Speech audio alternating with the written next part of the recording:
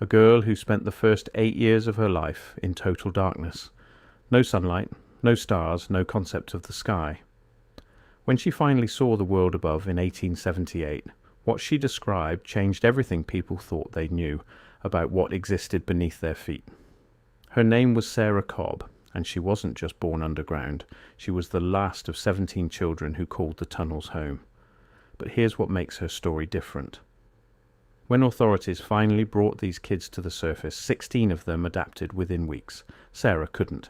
She kept insisting that the world above was wrong, that the real world, the beautiful world, was down there in the dark.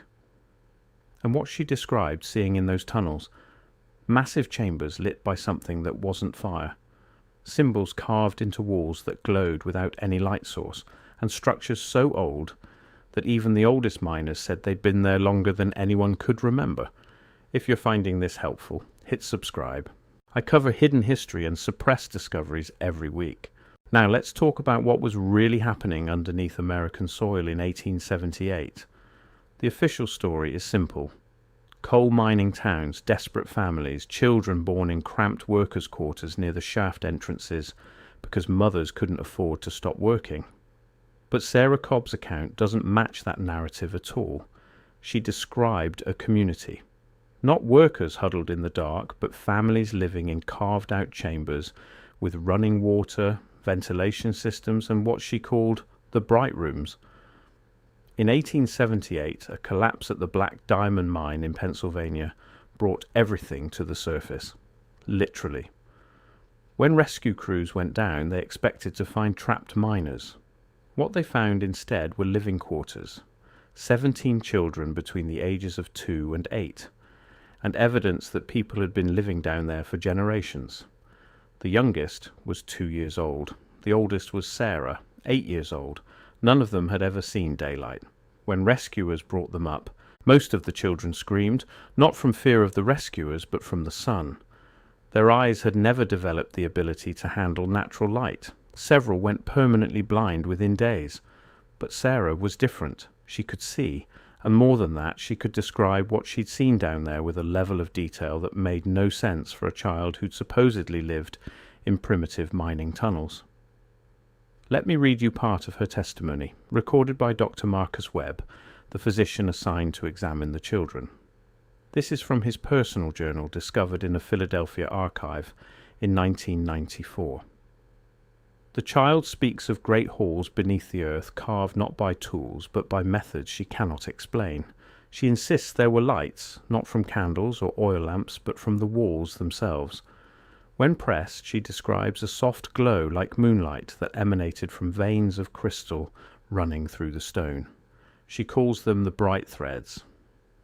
Dr. Webb didn't believe her. He wrote it off as the confused imagination of a traumatized child. But here's what he couldn't explain.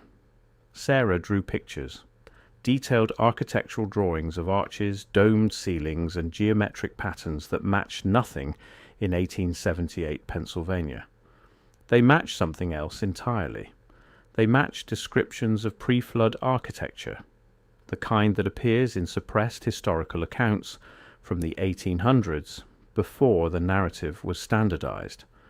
The same geometric patterns show up in photographs of buildings that were later demolished or buried.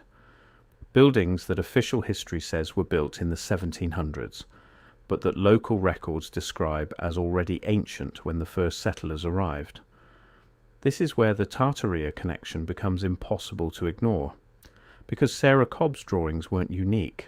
They were identical to architectural details found in structures across America that have since been explained away as Gilded Age construction.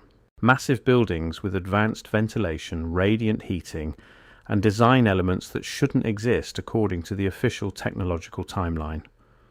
But if these structures were already here, built by a previous civilization, then the question isn't why were children living underground. The question is, what were they living inside of? Sarah described the bright rooms in detail. She said they were chambers where the walls gave off light, warm to the touch, but not hot. She described water that came from carved channels in the floor, always clean, always flowing. And she described something else, something that made Dr. Webb stop writing in his journal and never mention the case again in any official capacity. She described other people down there, not the miners, not her family. She called them the tall ones. People who lived deeper in the tunnels, who rarely came up to where her family stayed, but who she saw twice. Once when she was very young, and once just before the collapse. Here's her exact description, again from Dr. Webb's journal. They were tall, taller than any man I have seen above. They wore clothes that looked like stone but moved like cloth. They did not speak, but I knew they were not pleased we were there. One looked at me. I remember his eyes. They were old, older than my grandfather, older than anyone. Now you might think this is just a child's imagination, a scared girl creating stories to make sense of trauma. But Dr. Webb noted something that bothered him enough to write it in his private journal, even though he never published it.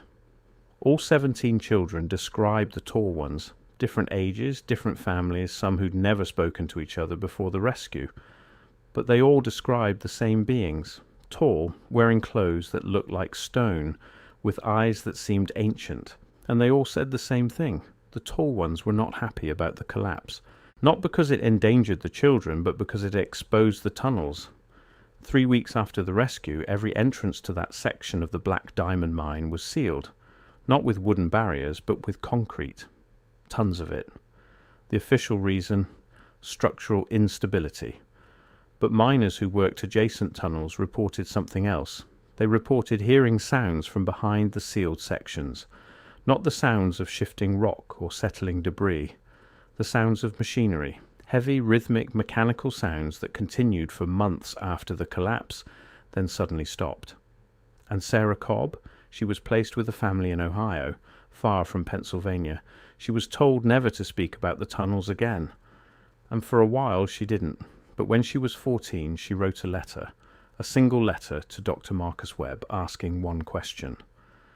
Did you ever go back down? Did you ever see what they were protecting?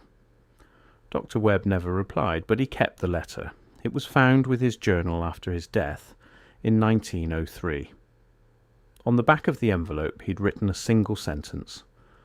Some questions are not meant to be answered by men who wish to remain free. What did he mean by that? Who was he afraid of? And what did Sarah Cobb know that made her dangerous enough to hide? Let's look at what was happening in America in 1878. This wasn't ancient history. This was post-Civil War industrial expansion. Railroads were exploding across the country. Massive building projects were underway in every major city. And here's the thing that doesn't get talked about. Much of this construction wasn't building from the ground up. It was excavation, digging up, uncovering. Photographs from the 1870s and 1880s show something strange. Buildings emerging from dirt. Not buildings being constructed, but buildings being unearthed. Official history calls this raising the street level to deal with flooding and sewage. But look at the photos. These aren't wooden structures being elevated. These are stone buildings, massive stone buildings with basements that go down multiple stories. Buildings that were already there. And the timeline never made sense. How did American cities, less than 100 years old according to official history, have architecture that rivaled European cathedrals? Buildings with advanced ventilation systems, radiant heating, and acoustic design that modern engineers still can't fully replicate. The official answer is that they were built during the Gilded Age by immigrant craftsmen. But the immigrant craftsmen themselves left records saying they were restoring, not building. They were uncovering, not creating. This is where Sarah Cobb's story intersects with the bigger picture. Because if there was an advanced civilization here before the official timeline, if there were massive underground structures that predated colonial America, then children living in those tunnels isn't strange. It's inevitable. People don't abandon good shelter.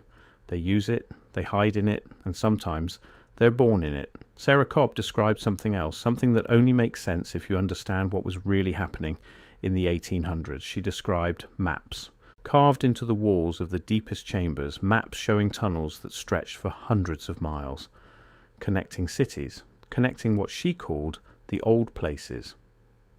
Dr. Webb drew one of these maps from her description. It showed a network underneath Pennsylvania, Ohio, and parts of New York. He compared it to known mining operations. There was no overlap. These weren't mine shafts. These were something else. and they were old, far older than the 1700s, older than colonial settlement. She described chambers where the air tasted different, where sound echoed in ways that didn't make sense, and where the walls felt warm even though they were deep underground. Modern geologists would call this geothermal activity, but Sarah described something more specific. She said the warmth came from the bright threads, the glowing veins in the rock, and those veins, according to her, all led deeper, toward what she called the core rooms. She never saw the core rooms. Her family wasn't allowed that deep, but she heard stories. The tall ones came from there. And the tall ones, according to whispers among the adults in her underground community, were protecting something. Something that couldn't be allowed to reach the surface. Now here's where the official narrative completely falls apart.